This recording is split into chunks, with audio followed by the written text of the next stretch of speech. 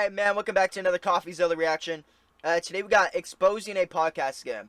Now, CoffeeZilla provides nothing but absolute fucking bangers, man, so I'm pretty excited for this one. Like always, hey, if you like the video, yeah, it really does help push it out to more people, man. Alright, like always, let's not waste any more time, just get right into this one, man. $4 million was stolen from these podcasts. $4 million was stolen from these podcasters, and I decided to investigate. I found them. Nice, here we go. Before we confront him, let's go back to where it all started, when Theo Von, a comedian, released this. Our podcast was Now, let me just say, Theo Von, if you're not watching this past weekend, you definitely need to go watch a couple episodes, man. This fucking podcast is so great, dude. It's just Theo Von talking about absolutely nothing the whole time. It's absolutely amazing. defrauded. We were stolen from. The company that did it is Cast Media, and the man I've heard that about did them it is before, Colin actually. Thompson. In total, I've just between talking with folks, there's up to $4 million that I know of. We're in the six figures. I know of podcasts that are in the seven figures. Jesus, I bruh. have the same two questions on my mind as you do. One, who is Colin Thompson? True. And two, y'all are making 6 to 7 figures doing podcasts? I'm in the wrong line of work. I make like... They make... let me just say real quick. That's not surprising. 6 figures from that podcast, especially with how big they are, is not surprising, bro. I bet a lot of those podcasts probably get 6 figures just off of their sponsors. Just from their sponsors, they probably get over 100 grand. 4 figures here in the $10 million studio. Barely keep the lights on, okay? So I went to do some research, figure out, how these people are making all this money, and also how they got robbed. And what I found out was that this company that stole the $4 million was a podcast network called Cast Media. Podcast network being a fancy name for saying they represent podcasts to find sponsors. All that stuff you violently skip with the fast forward 15-second button. True. Those guys. And Cast Media would basically work with them as a middleman. They would take some money, give the podcasters the read, and then give the money. Of course, taking a cut for themselves. Now, that is simplifying it a bit, and we'll go into the details more later. But what you need to know is that Cast Media hadn't been paying their talent on time. And what started as being late for maybe a month had turned into 7, 8, 9 months late on paying, until one day Cast Media and their CEO, Colin Thompson, says, hey, we're probably going to go into bankruptcy, which means you get nothing unless you take a special deal with another podcast. Oh, here we go. Podcast One. Now, who's Podcast One? Well, it's an even bigger network, and they basically say, hey, we'll acquire you, pay off what you're owed, if you sign a new deal with new terms with us. If you do, you'll get back some of the money you're owed now, some of the money you're owed over 2 years, and you'll also get stock in our... So they're just using the first thing to get them into the second thing, and the second thing's what's fucking them up, right? But what stock? Well, Podcast Network stock, a company that wasn't public yet, but as of this video, now is, and is down almost 50%. If you took that stock, in 2 years, you could sell it. How much it's worth at that point is dubious. Now, Podcast One would say they were just trying to help. It wasn't their debt, so it's a great deal. Now, the more cynical view of this is that it's kind of strong-arming creators. You either take the deal or you'll never get what you're paid. I mean, podcasters like Jim Cornette were literally told, in the event that Cast is unable to close the Podcast One asset sale, it will likely declare bankruptcy. So, take the deal or lose everything you're owed. Damn. And to make things stranger, Podcast One was paying Cast Media in stock for every podcaster that took the deal. That's absolutely horrible, bruh. They're paying in stock, but you don't know what that stock's gonna be. Therefore, you don't know how much that's worth, right? Paying Cast Or am I Media wrong here? in stock for every podcaster that took the deal. So if you agreed and wanted the money you were owed, you're kind of bailing out the company that got you into this mess. So obviously some people didn't like that deal. Although, understandably, others did and took the deal. And look, I'm not here to litigate whether those Podcast One deals are good or bad. Frankly, it's not the point of this video. All cleanups are going to be messy.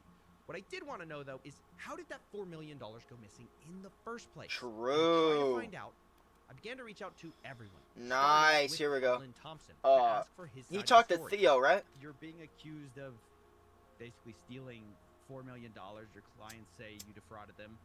What's your side of the story? Damn, here we go. Yeah, I appreciate you reaching out. I wanted to talk with you because I I appreciate the work that you do. Yeah, you know that if you don't, CoffeeZilla is about to absolutely cook you, son. I appreciate. One sec, I gotta let in this fucking cat. Shut up, ugly. Shut up, you ugly bitch. He knows if he don't, CoffeeZilla is gonna cook him, bro. Your journalistic integrity, and I know that you're gonna tell a fair story. True. This is sort of the dream of the vision of independence. You know, free speech, not bound by sort of corporate norms. The ability and the backbone to support visionary, talented, unique, independent Bro, why is his camera so dog shit, dude? He got a worse camera than I do. voices. People like Theo Vaughn. You know, Cast's perspective was independence is the product. There were plenty of times where, you know, we believed in the show. It ran into trouble. Maybe it was canceled in one way or another, and canceled, quote unquote. And we stood by our creators, right? Continue to support them through that time. You know, when maybe more Canceled? Hello, bro? What are we talking about right now? Talking about Theo Vaughn getting canceled? Like, come on, bro. When we weathered That's the storm just together, the dumbest thing I've ever heard. We believe truly that that's what, you know, was unique and special about Cast, and my heart and soul is still in that vision. I'm a musician originally, and I got into this because I wanted to support shows that were bucking the trend, going against the grain, but unique and important to the broader dialogue. But where's You know, the 4 million? True. I mean, yeah, I hear you. Everybody's got a grand vision, but the grand vision, when we get to this point, everyone wants to know where the money is, not what the vision is. True. Sure. You know, we built an infrastructure at Cast that I wasn't tremendously proud of. I believe that over the years we generated better revenue for creators, paid them out more than other podcasts would necessarily be able to, because we. Bro, I like how he's like saying all that. He's responding to the question without responding to the question. He's like, "Where's the 4 million?" He's like, "Yeah. Oh, yeah. I hear you. Okay, the 4 million. Yeah. So we paid out a lot of people a lot more money than I feel like our competition, and we're very good to our people." It's like, dude, you're answering the question without answering the question. Where's the money? Invested heavily in infrastructure, took an individualized approach, anecdotally. You know, But you're saying you pay out more, but I mean, clearly that's, kind of not true, right? Wait, but you asked for my story. Do you mind if I just... As for your story, dog, I don't give a fuck about your story, bitch ass. We want to know where the money is. Just tell the story? You know, we're getting to the financial difficulties. Stephen. Sure. You know, Oh, vision, great. It really worked. Creators benefited, made a lot more money than they would have. And Then they would have, based off what, though? Just projections?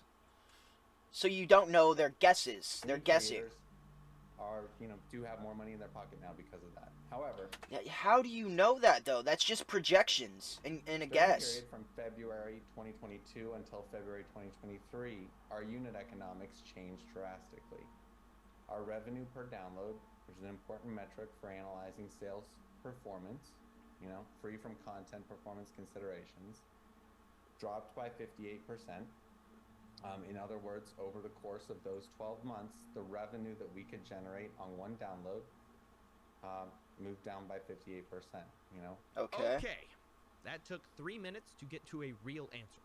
And I've got to be honest, this whole conversation was about that painful.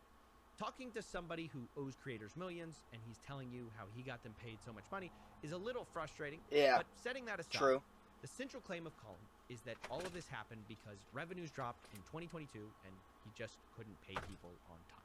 But as I spoke to people about Colin, I realized late payments weren't a new thing at all. People told me that was always the case. Damn, son! 2018. Yeah. So when did you start getting late payments? Basically, like they Dude, let me just say, I haven't watched a CoffeeZilla video in a while, but the fucking, what's the word I'm looking for here? I'm blanking on the word, but the amount of effort that he puts into these videos and the production value of these videos are absolutely fucking amazing. Yo, hey, make sure to go subscribe to CoffeeZilla if you haven't already, man. Goddamn. All right, let's continue. come when they said they were gonna come, and when did you stop getting full payments? I can answer that right away. That was right from the first check we were supposed to get. It didn't arrive when he said It was never on time. There'd be a So lo- yeah, yeah. it wasn't unusual if it was like a month late, a month and a half late, and then when it goes from all right, a month late to 2 months late to 3 months late, and then I would That's say, getting hey, mad where's this, egregious. where's the deposit at? Go. Yep, they're trying to figure out, man. He says he has whatever investment coming. You're gonna get this huge lump sum of money. So then that's didn't come. Then you're looking at now you're looking at 4 months. Like, where's the money? Then you're looking at 6 months. Like, okay, man, where the hell is our money? Yes, Yeah, that's a huge that's pretty problem. egregious. Of course, up till 2023, money had slowly started coming in, so people were letting it slide. But as these balances built up over time, eventually Brendan and Brian realized they were owed. I think still, like, I think allowing and letting the money come in late and being like, oh, it's fine for now is a real slippery slope, obviously, because of what transpired. It starts off like, it's just, oh, yeah, it's coming, but it's 2 months. Oh, it's coming, but it's 3 months. Da, da, da, da, da. And then that's a real slippery slope that turns into, oh, yeah, the money never shows up. You know what I mean? 2023, At least money in my had opinion. slowly started coming in, so people were letting it slide. But as these balances built up over time, eventually Brendan and Brian realized they were owed $400 grand on Ooh. The Fighter and the Kid, and upwards of $1.6 million across all their shows. Damn! Remember, Brian is just informed about firing the kid. I have to manage Thick Boy, Golden Hour, the other shows that are owed money. So Brian's like, "Can you believe this?" I'm like, "Yeah, that 400 grand is terrible. Try 1.6 mil, bro." Right. Wow, 1.6 million. What are we doing here? Jesus Now, I should be Christ. clear, Colin denies that there were these payment issues before 2022. Your talent says they stopped getting paid as early as 2021, and they had issues and delays well before 2022. No, I'm not aware of any difficulties before the end of 2022. I hate that whole, oh, I'm not aware, because that's such a cop-out answer, because now he can just be like, oh, when they prove that he was, that he did know, or he'll be like, oh, I forgot, or oh, I didn't know about it. So I hate the whole, I'm not aware. It's like, yes or no, bitch ass. There's no gray line here. You can't be in the middle. It's yes or no. Beginning of 2023. Then I talked to his business partner, and everything changed. He told me accounting was always a nightmare. My name is Dustin Knaus. I was Colin's business partner, as you would introduce me, and VP of Production and Creative Development with Gas Media. One of the things Colin said is he was not aware of any accounting issues, early on. Is that true? Did you guys hear from talent about? Because every talent I talked to said they were constantly complaining about accounting.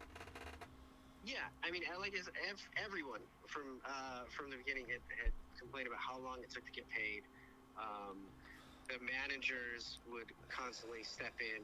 I think all of his accounting was done through Google Sheets, basically, and it was just him. But he would never let me see everything. He wouldn't actually let me see what was coming in and what was going out. And I was like, well, I kind of need to get a whole picture, and he just wouldn't share it. That's odd. That is a red Yeah, flag. yeah, And it 100%. also lines up exactly with what I heard from a lot of the creators.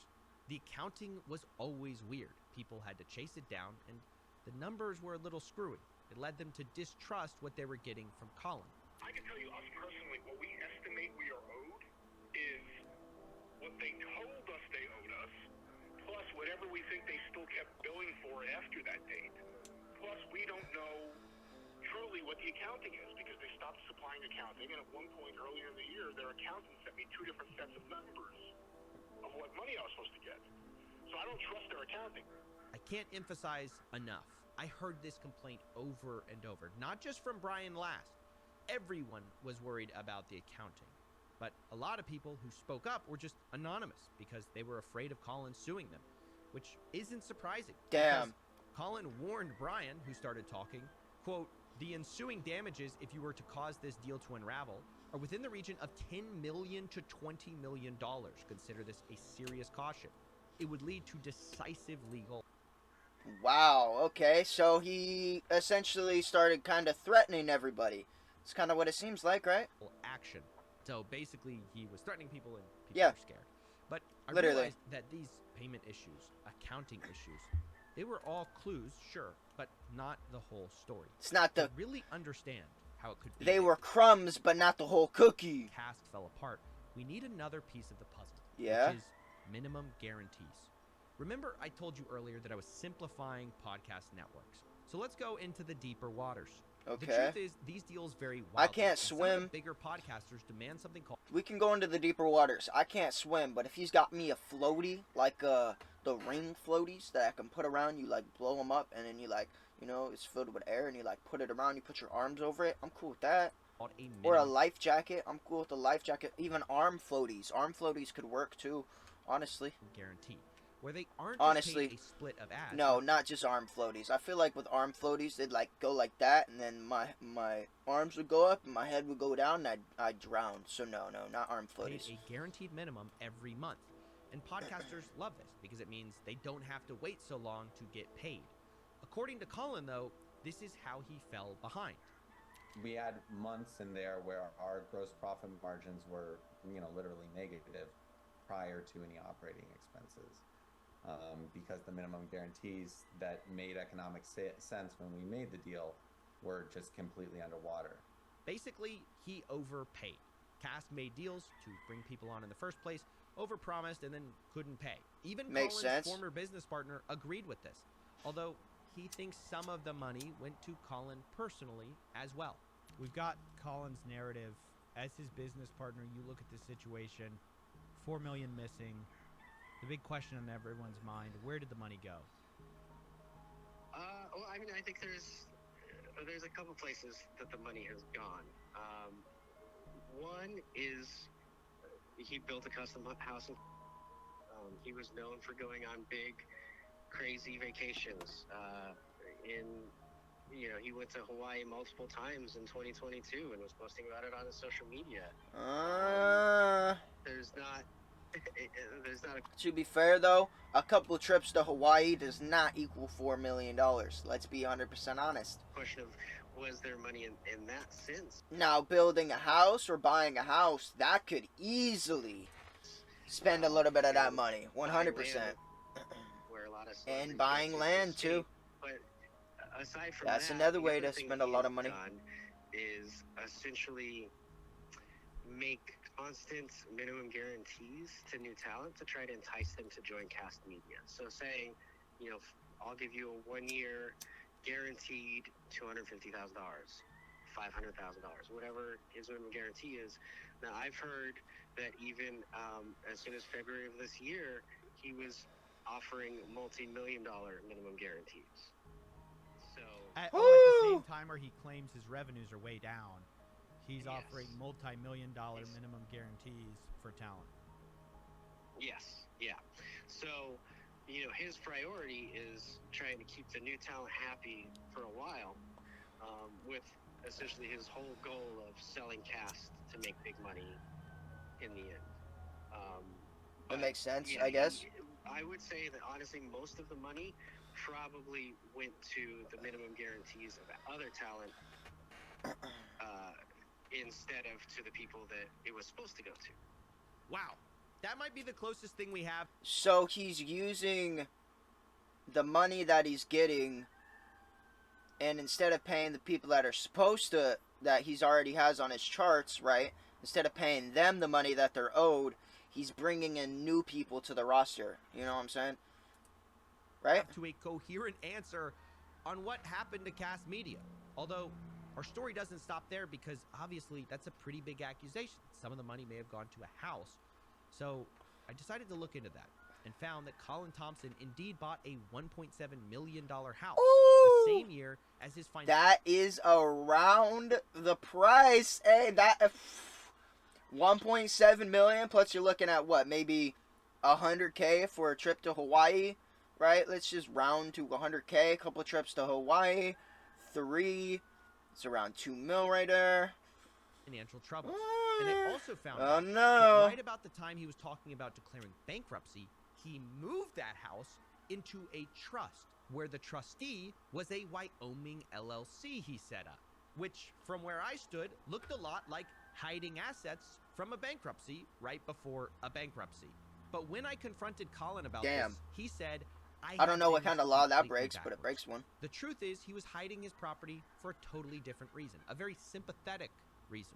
We anonymized our address because we were getting threats in the last 30 days. Sure. There's been, Sure, there's been nothing untoward. I think you can see. Yeah, I think you can see though how other people might see it another way, where it looks like you're trying to shield it by hiding it from a personal name into a trust owned by an LLC. I mean, in a very favorable I state. assume you I'm listen just- to the I'm just- Jim Cornette episodes where I'm they just gonna say specify that. where I live, right? I assume you listen to the Jim Cornette episodes where they specifically call out where I live. We were really, really concerned. We were getting threats. When I heard this, I was pretty alarmed, and I totally understood his fears. So I went to go ahead and look for the episode where Jim Cornette apparently specifically called out where he lived, but it wasn't there. Actually, Jim Cornette never mentions a specific address, but a general area. But way more damning for Colin's story is the fact that that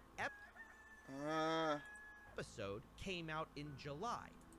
Let me just say also, calling out a general area, like, that's never a good thing to do. It's I mean, this is obvious, right? That's literally, like, exposing where someone lives is, it's kind of scummy in my opinion. Even if they're already being scummy, you don't match scumminess with scumminess. You know what I'm saying?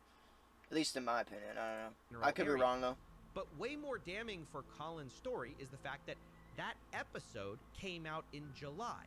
But Colin formed his LLC for moving the house in June. Ooh. Before these threats ever happened, he's creating this shell company. False I found it very hard to narrative. believe. I pointed this out to Colin, and he said What did this, you say that? quote, they revealed general details, and I anticipated the possibility of this happening. Brian threatened it very specifically in my original email exchange with him back in May. So I got a hold of those emails. There was no threat in them.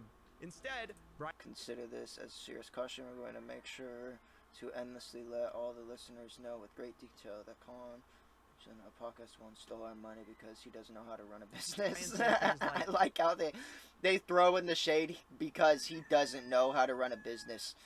Like he wasn't, Consider this actively a serious caution. just We're gonna stealing make sure the money. to endlessly let all listeners know with great detail. That's that Colin funny. Thompson of Podcast One stole our money because he doesn't know how to run a business. That's actually Which is funny. Sort of true. This guy doesn't know how to run a business. It's funny. So I became increasingly convinced, maybe, just maybe, Just dissing him Colin straight up. might be lying to me about why he hid his house in a trust with the Wyoming Maybe, LLC trust. yeah, Okay, maybe I know there's this is a bit reason why he's inside baseball right now, but it's important because I lying. think it reveals intentions. Because There I could did be a look up reason. the website he used to Jesus create Christ. the LLC, and the website tagline for Colin's LLC is, quote, asset protection is our only focus. So, want to hide your house? Wrong company. Not their focus. Asset protection? That's your guy. I mean, I'm not surprised, but I'm surprised that he tried to say this wasn't the case. So I sent a screenshot of that. Yeah, to I'm not Colin, surprised. Saying, hey, you're obviously hiding assets in this company that specializes in asset protection planning. Where the other tagline, by the way, is creditors will be forced into a better settlement or to dismiss the case altogether. And when I sent that to Colin, he responded, quote, I can't speak to what's written as marketing material on a website. I didn't write it. Come on, bro. We got you, okay? I What? can't go show up at an asset protection only store and say, hey, I was just looking for a little anonymity. That's not being honest. And look, I don't know how dumb this guy thinks we are. But in my opinion, what happened is pretty simple. I think Colin bought a $1.7 million house the same year as he had trouble paying people. Yeah. I think his accounting was always sketchy. I think he overpromised people Wait, money what about the trips to Hawaii? He took a couple trips to Hawaii, motherfucker. to attract new He did talent. that too. And I think in the end, he tried to sell it all to a bigger company and force these podcasters into raw deals. And worst of all, this is not a new story. Colin is not unique. Actually, the main reason I took this case is because we've all seen this story play out before. Sleazy business guy screws over artist or musician or podcaster. Look, to be honest, I wanted to find out how it happened, but I also wanted to find out how we can learn to prevent it in the future. Okay, Because, nice. to be honest, I'm as much in this media landscape as I like how they're having this whole conversation and he's talking to like Theo Vaughn and all the motherfuckers that actually got scammed Well, I mean, they might see this video. I'm gonna assume they see the video. About 1 million views in 5 hours. Let's just hope they see it. These guys. And I think the answer starts with how you get To be fair, though, they probably, I mean, I was gonna say they probably don't need the advice from CoffeeZilla, but they did kind of already get scammed out of some money, so maybe they do. involved. How did Colin find and sign all these celebs? True. Well, the truth is, some people were introduced. Theo Vaughn was introduced by Brendan Schaub, but I asked Brian and Brendan how they got involved, and their answer struck me as part of the problem. Was he just offering better deals than everyone else? No. It's word of mouth. It's because what happens is they go, "Who is your agency?" We don't know nobody, like, we're not interacting with these people all the time. What happens is it's like, if there's an agency that this person is with and this person is with, we go, do you make money? Yeah. All right. Can you hook me up? And then, Especially when comics are talking like, man, this guy's killing it for us, man. Yeah. I made 1.6 million this year, and like, damn, that's more than I Woo! made. You think you take me on? Then it becomes this like snowball effect, and and then everybody's there. yeah. This is the issue. And look, it's not to absolve Colin. It's not to put any blame on anyone who got screwed over here. But the truth is, people are always led around with these dollar amounts. Oh, you made this much. That's how they get you in these bad contracts. And then they don't pay you, and you're left chasing a Wyoming LLC to nowhere. So True. this isn't just Real about and podcasters. true. It's everywhere. It's about 360 deals in music, MCNs with YouTubers, and just honestly business people begging you to let them control your money, and then you getting scraps. It's Then as you getting disgusting as it scraps. is common, and I really hope that any aspiring people in media learn from these mistakes and scams and realize you don't need these middleman people most of the time. But more than that, No, you don't need them at all, if we're do being not 100% trust honest. people with your business who promise you the world. In fact, usually that's the worst red flag. Oh, you're gonna True. make all the money. Just sign here. It's a trap. And you never know what's in the fine print until you read it. Just ask Dylan Dennis. Ooh. That right there was a low blow, and also kind of funny because Dylan Dennis is just annoying. He just annoys fucking me. Alright, well, that was a great fucking video, like always. Goddamn. I didn't know about any of that, so that's pretty cool to learn. Yo, hey, make sure to go subscribe to CoffeeZilla if you haven't already, man. Goddamn, bro. Goddamn.